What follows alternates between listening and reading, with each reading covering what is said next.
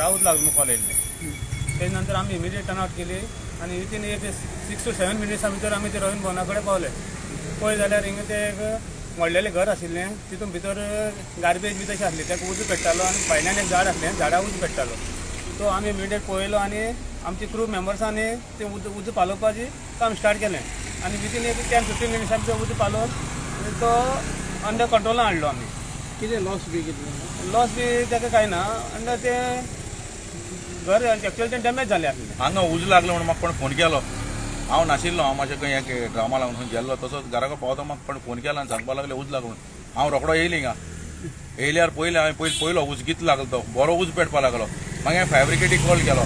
Fire brigade म्हाका within 10 मिनिट्सां भितर quick सारकी रोखडी हांगा पावली.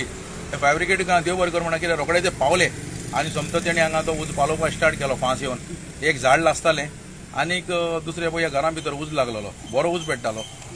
मागीर तेणे भितर सुद्दां तो पालयला. हेजी पयलीं कोणें उज घातलेलो.